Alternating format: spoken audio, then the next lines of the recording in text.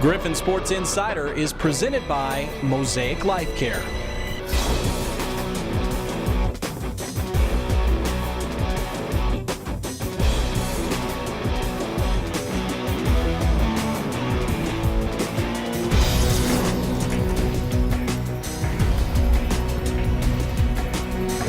This week on GSI, we're chasing history and making history too. We're making future stars and rally starters. GSI starts right now. Hello and welcome, Ryan Minley, Brett Easley. Nice to be back together again. It's great to be back together. It's been a while. Yeah, a couple I've weeks. been in withdrawal. Yeah, it's rivalry week on the gridiron, so that'll take you out of withdrawal. It is, and I can't wait. Griffon football takes on an old friend, Northwest Missouri State, Maryville. It is a big game, as always. Yeah, but in order to get a big win up north, the Griffons are going to need a big turnaround after this past weekend, a disappointing homecoming loss to Emporia State.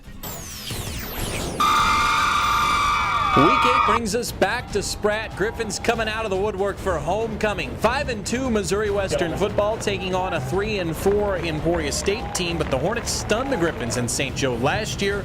This year's Griffons doing nothing to help themselves avenge that loss, wasting red zone opportunities. First quarter, John Schmiemeyer misses a short field goal. Second quarter, Skylar Windmiller picked off in the end zone. Western managed just 3 first-half points. It was a 3-0 game until the 2-minute warning before half. That's when Emporia's Braxto Marstal hits Mitchell Foot on the fade. Emporia on the board takes a 7-0 lead. Griffons would fumble away their ensuing possession, so Emporia trying to cinch control before the half. Going for the end zone again, but Sam Brown takes it away. Beautiful interception by the cornerback. This guy's happy. Griffons get the ball back, but give it right back again. Windmiller picked off for the second time. That would lead to a Hornet field goal before halftime. This guy's now not happy. Griffs go to the break down 10-3. Early third quarter, Western punting deep in their own territory. Sometimes they like to fake it. Most times it works. This time it didn't. In fact, it fails miserably.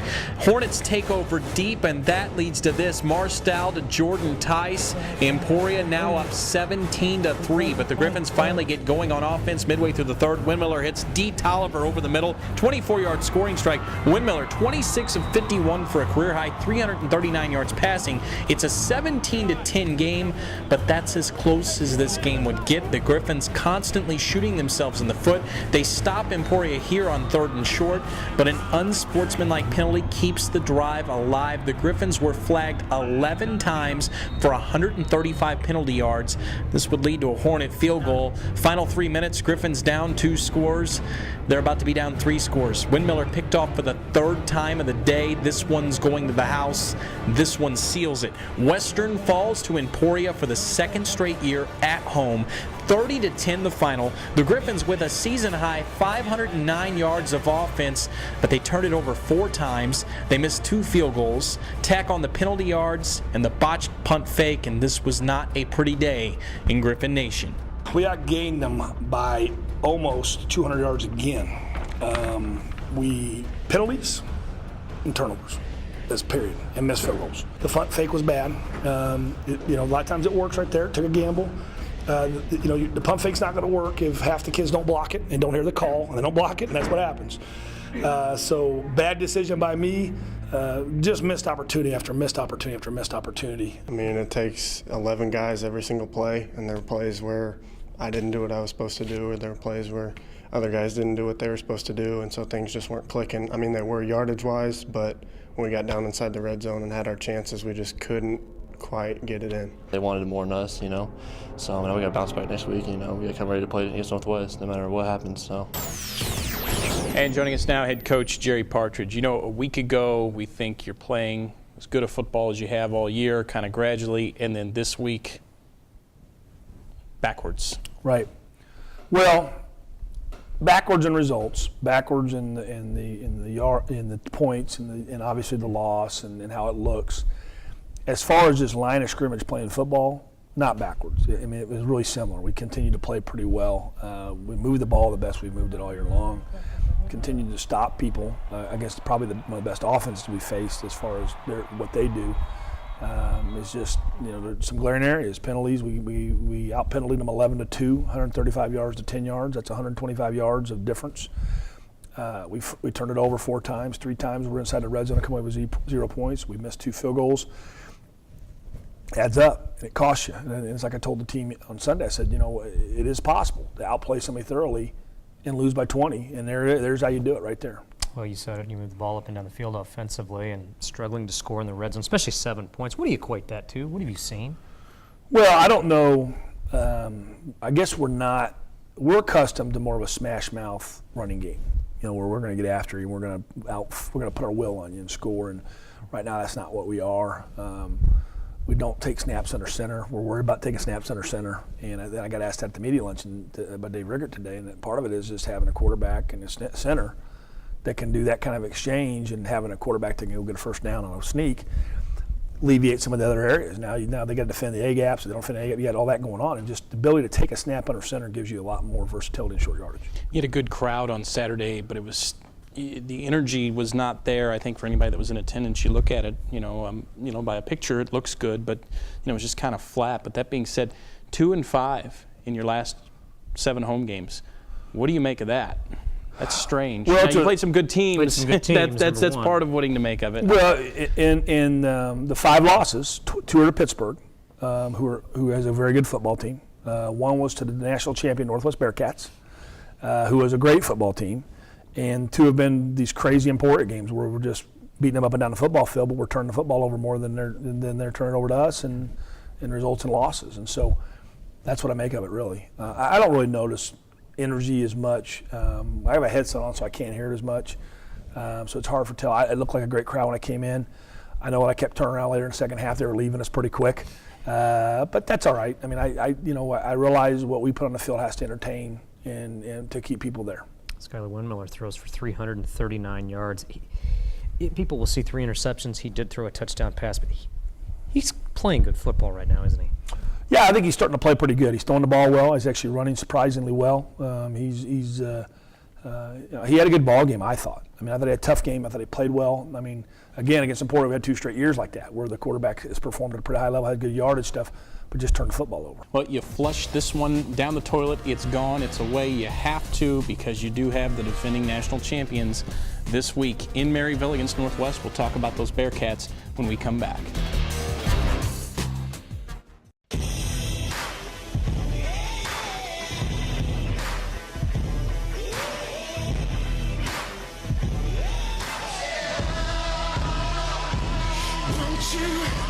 Follow me into the jungle. Ain't no God on my streets, in the heart of the jungle. Won't you follow me into the jungle?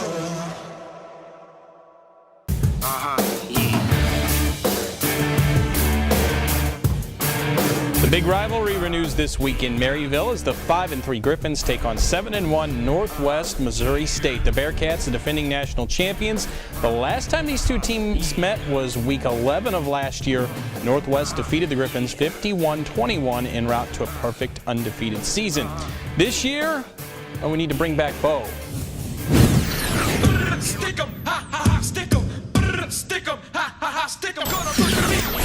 Well, back by popular demand, it's the Tony Award-winning edition of Beatboxing with Bo. And Bo, it's rivalry week. Griffons and Bearcats, we need a pick-me-up. I know you're going to give it to us. What's it going to be? Folks, that's a good sign. He is really upset this week. Okay, Bo, give us some good news. You watch the tape. Lay it on us. Brett, I'm just too sad this week. I can't put up this facade anymore. Facade? We lose sponsorships when you lose because Bo's sponsored, and when he doesn't give a prediction, we lose money each week. Is he mute? He's not talking anymore. Is he that mad he's not talking anymore? Wow. Takes it to heart, Coach. He does. It is the first time, maybe 2 times now in the last decade where going to week 9, we're not playing for a playoff spot. So how strange is that? How strange is that to not have any chance that you've got 3 weeks left of the season? Well, even one of the years where it was 5-3, we lost in Joplin. I remember telling the team, guys, we're not making the playoffs, and we still won the last 3 and made the playoffs. Huh. And so, but this one, there's no shot. It's just the way our super region is constructed is bogus. The type of conferences in our league, and and just the staggered schedule that the Northern Sun gets to play, that they don't play everybody. So that's what happens. We beat ourselves up a little bit here in this league. Tell us how you really feel. That's fine. That's what Griffon Sports Insider is for. Absolutely. Brett will change the subject. Yeah, absolutely. No, I'm not necessarily going to change the subject. Coach, Rivalry Week, and it was asked today at the Griffon luncheon. Is it? I don't know if there's ever a good time to play Northwest because the challenge that is. But again, coming off the loss was last week, and the obvious question would be, how are you going to get your kids up? Not going to struggle to get the kids up this week, are we? No, they'll get ready to play, and the atmosphere's really good when we play them, and it'll be good. I mean, I think that one is like a challenge them and the coaches. Sunday was, this is what you're doing it for. You get ready to play the game that you have coming up Saturday. As coaches, you got to be professional about it and get ready to go. And you can't mope and pout. And I was not hard on them at all Sunday. I'm not one of those coaches that I am that way. I'm not that way. And get ready to play. Don't pout about it, or I will get on you. And the players, same thing. I mean, you signed up for this. This is what you're supposed to do. Go win the game. You can't think about postseason. It's hard to go to the postseason. And it's hard to go playoffs. Postseason is not out of the realm yet. I mean, we could still slip in the middle water bowl with some things. So, but it would involve probably beating these guys Saturday, and it'll be a very difficult task. Let's talk about the Bearcats by the numbers. Number 1 in the MIAA in offense points per game at 36 points a game, which in most years that would be middle of the pack in MIAA Lately years. Yeah, lately years. But ranked number 1 in the MIAA in total defense. Their front seven really, really good. Teams are giving up 62 yards a game rushing. That front seven is very good. Just talk about what they bring to the table this year. Well, they're a lot like us with that part of it. We've got up 99. I think they've got 30 less, and a lot of it has to do with sacks. They're number 1 in the sacks in the league, and we're number 2. Yep. They do a better job of protecting. They do a great job of protecting their quarterbacks. They don't give up that many sacks. But their front 4, I think, is tremendous in their effort and their just their will and the pursuit and their athleticism. I think their inside backers are great football players. They have a great front seven, like you said. There's been a little bit of a weakness at times. They've given up some pass yards, but it's just the way it goes. I mean, sometimes those pass yards have to do with late trash yards too. So I don't know. I don't know. There's a great idea how we're going to get this thing moved, and we've had pretty good people over the last couple of years, and still only get 21 twice. And so it is difficult to move it on them, and that's going to be a gigantic challenge. I do feel pretty good about the defense we're going to take in there and the way we're playing. Even last week with the penalties, get rid of that part of it. We're still playing pretty good, and that's what we got to keep doing. Pittsburgh State went up there and stunned Northwest a few weeks ago in Maryville, and thanks in part to 3 straight sky kicks that were fumbled away, and just kind of a crazy game that got out of reach. What will it take to go up there and win in Maryville for the first time since 2012, which was the last time you were in Maryville? Well, Pittsburgh didn't want a squeaker. I mean, it was going to be a tight football game, I think. It's just those sky kicks made a difference. There were about 4 minutes of that game that just got away from it. It was over. Right, and they had a hard time coming back, and Pittsburgh's defense is too good to have to be able to come back from that kind of deficit. The last time we went up there, it was the best team in school's history, and we won by 1. So it's a difficult task, and we can do it. We got some kids that have played on our football team that were on that team and know it can be done. As you mentioned, the last time Missouri Western was at Northwest, 21-20 victory in 2012 to win the MIAA Conference Championship. Last year, Northwest had clinched the MIAA title already, came to Missouri Western in the final week, beat Missouri Western, took some pictures on the field with the trophy. They brought the trophy to St. Joe. There is, whatever you want to make of it, whatever they want to make of it, there is extra salt in this rivalry. What is it like for you being around this for so long, just coaching in the game? Because we've seen our moments. Obviously, I told you I wasn't going to bring up the band director again. You have to. It's tradition. Yeah, every week. You know the band every director year you have to. 5 years ago. What is it like to be a part of this rivalry? First of all, let me just clear the air to the band director. I didn't do anything. We never gave. We never did it. I didn't do anything. He's on record right now. I'm on record right now. There is video evidence that you did not do anything. Yeah, our kids. I was doing a conversation with Brett Easley. Our kids were getting too close to the band. He's in there cussing at our kids. All I'm trying to do is make peace, get our kids moved, and tell him I got it, and he proceeds to start cussing me out. So that was 2010. Nothing happened. Several years ago. I'm tired of taking the rap for that. Nothing happened, and so that's the way it is. And but. It is a great rivalry, and the thing about it is there's not really any animosity between the staffs. I mean, the staffs all like each other and get along, and I don't know. It's there's a genuine disrespect, I think, probably from their fan base toward ours. I shouldn't say that. There's a lot of great people that are Northwest fans that I get along and I'm friends with. but the gigantic mass of their fan base has general disrespect for Missouri Western. And me, for sure. I'm sure there's some major hatred. They don't like you. People from Northwest do not like you. Northwest fans do not like Jerry Partridge traditionally. The ones that really know me do. Yes. Okay. But I do think there's I don't know, the chip on our shoulder. I love this show, by the way. We need some 60 Minutes smoke. Or Our fans to them, there's definitely a chip on our shoulder about it too. And I wish our fan base was as passionate about every game as they were about this game. Well, that's what makes rivalries great, that's for sure. You know what else makes this show great? And what we've been deprived of for we missed 3 it weeks for now. 2 weeks. Yeah, you weren't here 2 weeks ago. I know, and you didn't carry Yeah, that the band hadn't been together for 3 weeks. Yeah. The three-man band is Dave back Riggert together. filled We're in not admirably, quite though. Peter, Paul, and Mary, but He was I like Dave a lot, but he was lacking. it is time for the tantalizing trio. I've gotten a lot Gigantic of shoes texts, to fill. calls, emails, smoke signals, telegrams the last few weeks. I'll bet you it's People not digging Royals the draw. related. But you know what? This week, it's almost November. It's late October here. And the The Royals are still playing. baseball. By the way, our soup's clam chowder because it's getting chilly outside. I am wearing Soup's royal blue clam today. chowder. You are wearing royal blue. I'm Notice wearing that? royal blue today. That's not why you did Jerry it. Partridge is wearing Griffon gold, black Probably and your gold. only clean item or something. You're exactly right. Guess what? This is the World Series edition of the Tantalizing Trio. Yeah, it hasn't been done in 29 years, and it may not Probably be won't done, be done for another 29 years, but you know we'll what? get it done Let's, today. let's It'll be done go before there. then. We're going to get it done today. You know, as I look back to 1985 compared to 2014, obviously a lot of things have changed since then. Jerry Partridge, put yourself in a player's role. I'm curious. Would you be a guy that wears high stirrups, or would you pull your pant legs all the way down over your shoes? So you've got high stirrups, or 2014, I pull my pants down around my shoes where nobody sees my socks. Well, my day, it was the stirrups where you did not see the top of the stirrup. It was just a strand the strand. And you had you just had the strand. So that's what I wore.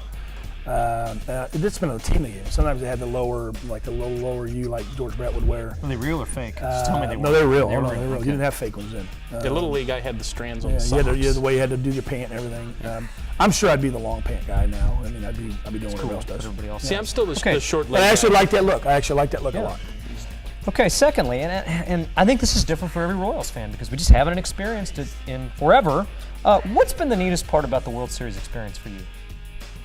Just through this run here. What's The neatest? yeah, neatest? Neato. Well, first of all, the negative is it's way more distracting from me doing my job right now. There's a lot more nerves. I'm saying, like, the Baltimore series, the Saturday of the Hayes game, that was very stressful. But it's fun to know that they're playing one of the last two teams playing.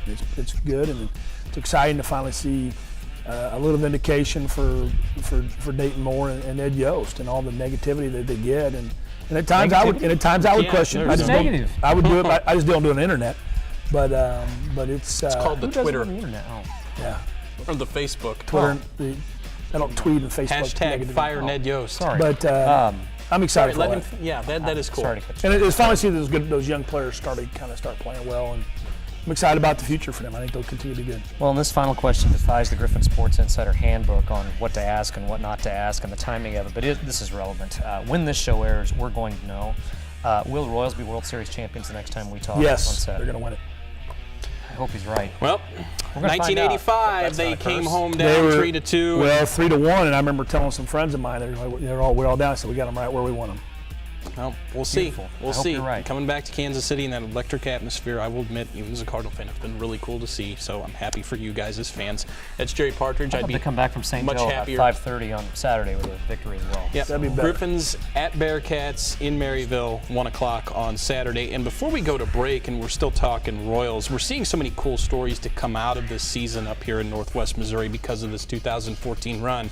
One of them is right here in our own department. Absolutely. Missouri Western Sports Information Media Relations Director Nick McCutcheon is a new dad, and this has been a fall he will truly never forget. KQ2's Justin Sampson has the story.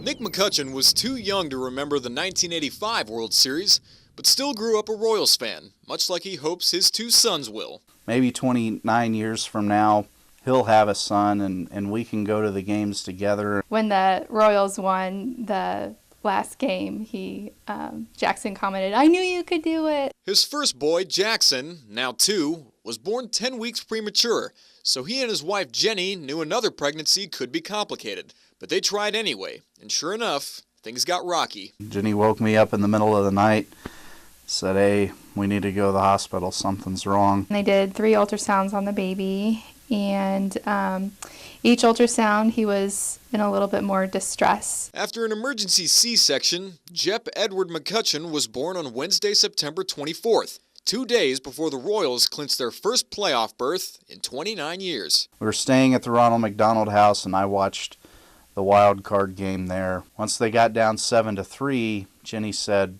okay, I need to go upstairs and take care of some things, and I may come back down later. And I said, there won't be any need at this point. But the Royals came back and won, and McCutcheon raced through social media, seeing photos from fans at Kauffman Stadium. All he had to snap a photo of was Jep. Kind of made a little joke. I think I actually called him Rally Jep, and just kind of went from there. Each game just started taking more and more, and baseball's a pretty superstitious game. You got to stick with what works. Little did he know, he'd snap 8 more photos of his newborn son, and 4 weeks into his life, he still hasn't seen a Royals loss. The way they've won these games, there's a little bit of a parallel, I think, there with a premature son who, you know, has to kind of rally a little bit and defeat the odds a little bit to get to where he's at. It's pretty exciting, and for Nick to find a positive spin on, you know, a situation that's not so fun. Now as the Royals enter the Fall Classic, Jep continues to grow each day and fight alongside his fellow boys in blue.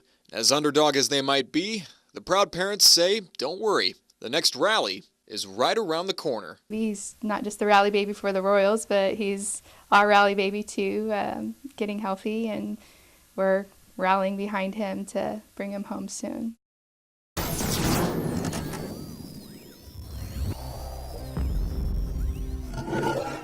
If change never happened, how would life take flight?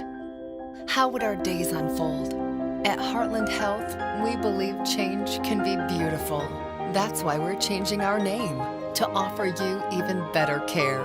Care that keeps up with the changes in your life and the moments that matter most.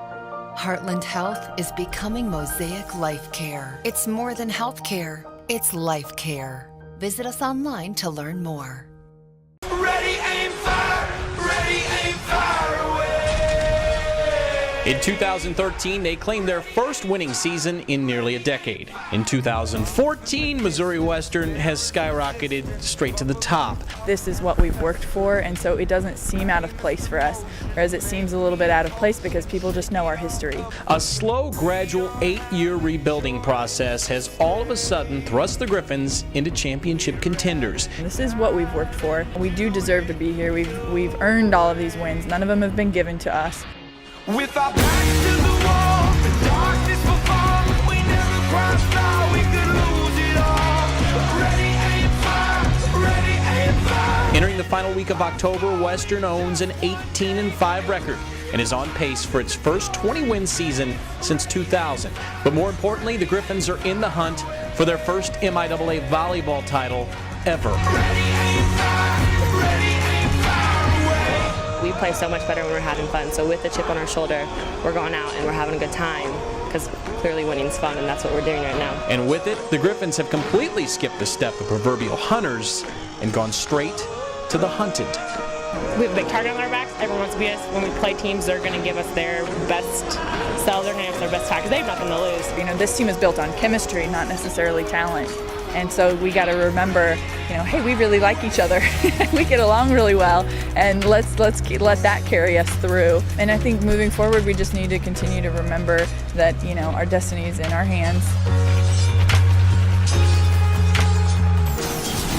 Well, the Griffons just one game out of first place, one game behind Nebraska Kearney with 2 weeks to play. They host Lindenwood this Tuesday night at 7 o'clock and then on the road at Southwest Baptist and Pitt State this weekend. A great story so far for the volleyball team. It's a great story. And you know what? Speaking of great stories, how about Missouri Western soccer? Coming off an injury-riddled 2-win season a year ago, they're now the winningest team in soccer program history. Yeah, 9-6-1. They've clinched their first winning season ever in their decade of existence. Let's take you back to last weekend and show you how they got there. History-making weekend for Missouri Western soccer. The Griffons are now in uncharted waters, doing things they've never done before. Friday, Griffons taking on an undefeated Central Missouri squad, down 1-0 in the first half, but they fight back. Casey Ramsell off the rebound, the third goal of the season for the senior, ties it at 1. But the Jennies answer with 2 more first-half goals. Taylor Thompson beat Sarah Lyle here to give UCM a 3-1 lead headed to the break. Western did not have the firepower, but there is something special about this 2014 squad. They don't quit. Case in point, Central using its goalkeeper on a point-blank penalty kick. Watch Lyle. That is an unbelievable save. Griffons dropped the match 3-1, but they continue to battle, and that brings us to Sunday. Down 1-0 to Lindenwood until the 68th minute. Freshman Ashlyn Powers from 33 yards away. That is money. That's her first career goal. That ties it at 1, and we are headed for overtime. 96th minute now. Sydney Andrews, a 2-time member of the USA Women's Deaf National Team. Free kick from the 45. That is a winner. A history-making winner. Griffons down Lindenwood 2-1 the final. That clinches a spot in the MIAA postseason tournament. That is a first for Missouri Western soccer. Their record now 9-6-1. That is also the most wins in school history.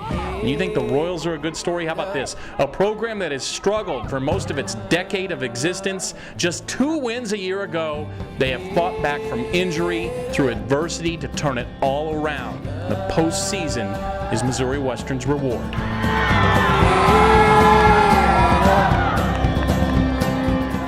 There's a lot of pressure, but on that's a good thing. You know, that's what I want. That's what we need. We want to be expected to win games, and you know, if we don't have that expectation level, it's not any fun when you get to here. It's really awesome just to like make history like this. We all wanted it so bad. We worked for it, and you know, I feel like we put in the work for it. So I'm really glad we were able to earn it. Just it's all finally coming together, and we're actually deserving what we're doing now, and it is very emotional. I mean, just thinking, I've never done this since I've been here, and like it's awesome just being a senior and having this amazing of a season. And I don't want to cry because I might. Goalkeeper Sarah Lyle, and I'm here today with soccer player Sydney Andrews, and she's our hero of the day today, coming out with the game-winning goal. How do you feel? Oh my gosh, I don't know. It feels amazing. I mean, first half we came out.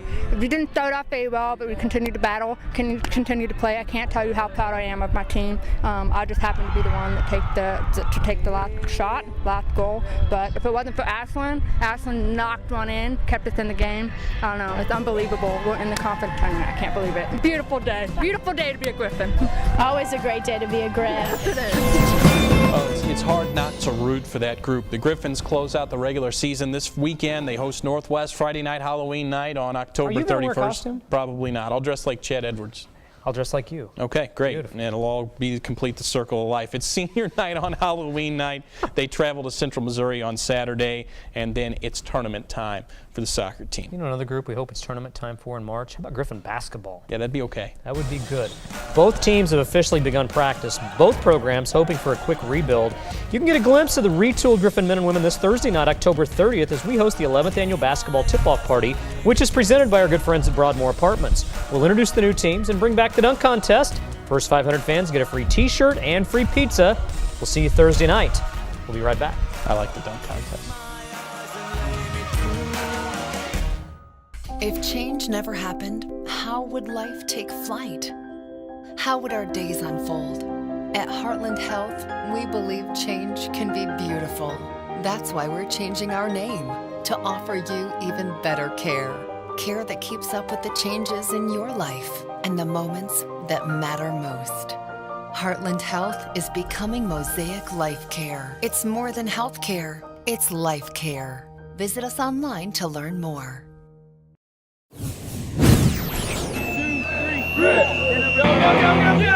16th annual community baseball clinic for St. Joseph Youth, and it's been a great turnout. We have about 70 kids here. I teach them all kinds of skills.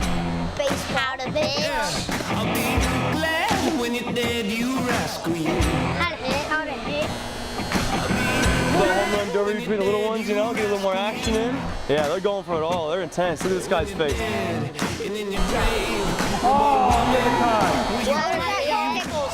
Pickles. Yeah. How many of these kids are faster than actual grips? Quite a few. Definitely quite a few. Oh! Like that right there. Definitely beats half of us in a race. How have your coaches been today? Good. Do you feel like you're better than your coaches? Kind of. A lot of these guys are horsing around and are tackling each one of our guys as we rotate. I feel like that's the goal every year. I try to injure one of the Griffins. I think our guys try to do that on purpose. Pick out one guy in each group and tell them to hurt each other, especially guys that are competing for a job. They just stand around. Yeah, they're just standing there so we can jump on them. Are you afraid of hurting them and possibly ending their collegiate careers? No. When you get tackled by a couple or 2 or 3 is always an issue, but it's more of the punching aspect that sucks. Our players did a terrific job of gathering sponsorship for the event, so kids don't pay anything. They come here for free. Our players do a great job of really engaging and making the kids of the St. Joseph community know who they are. I mean, we want them to know, Griffon baseball and our players, and so that's important to us.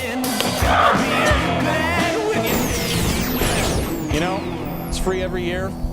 It's a good thing. As long as the Griffins stay healthy every year and don't get hurt or blow out a knee by the kids attacking them, it's a good day. Well, it's the right price. It's a great event. Always happens in the fall, so it makes a lot of sense. And you know what? I think Buzz's kids learn something from that as well. I usually do from the youth of America. Yes, you do. Well, as we go to break, time now for the Mosaic Life Care Minute. We continue with part 4 of our 5-part series on concussions. We'll be right back.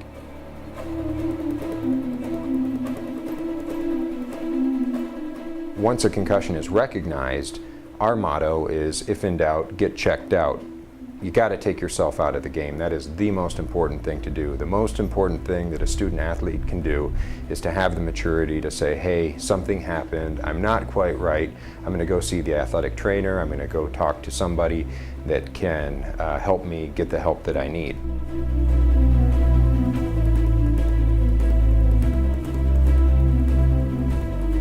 Neurocognitive testing is a way to test the functional capacity of the brain.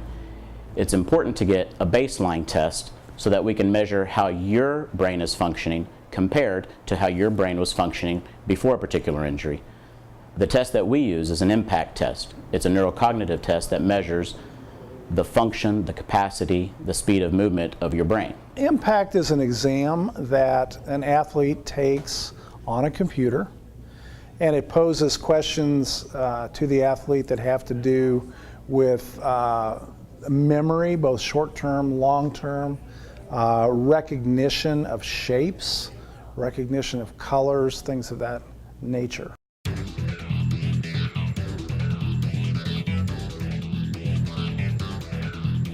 The impact protocol is as follows. Shortly after the injury occurs, the athlete will have a first post-injury test.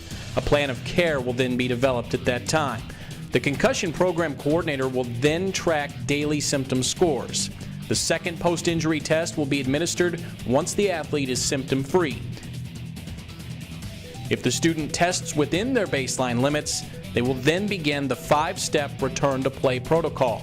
Once the 5 steps have been completed and the student has stayed symptom-free, they will take one more post-injury impact test. If all is clear, student athletes will meet with the physician for final approval. If the student athlete does not test within the baseline limits, they must then wait 5 days to retest. Well, it's the 6th annual Pink Week that benefits the Heartland Auxiliary Breast Center at Heartland Regional Medical Center.